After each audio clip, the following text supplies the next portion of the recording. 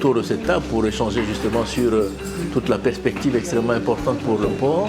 qui consiste à l'actualisation de notre schéma directeur de développement et de modernisation horizon 2030.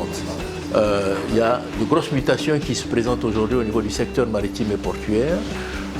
Toute la question que nous devons nous poser pour nous assurer que notre schéma directeur qui court actuellement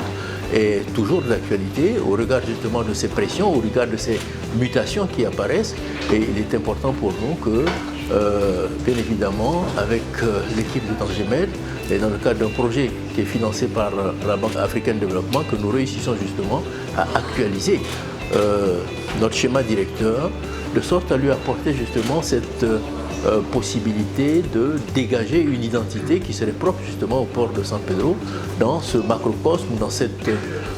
environnement global qui est celui des ports en Afrique et au niveau de la Côte d'Ivoire que ce port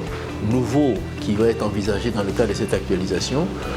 puisse être réellement et définitivement ce levier justement de croissance, ce levier de développement de toute la région ouest de la Côte d'Ivoire, de la région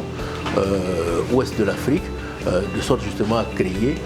des valeurs ajoutées, des richesses pour permettre justement un développement harmonieux de toute la Côte d'Ivoire. En tout cas, merci à l'équipe de Tangemed pour sa disponibilité. Merci pour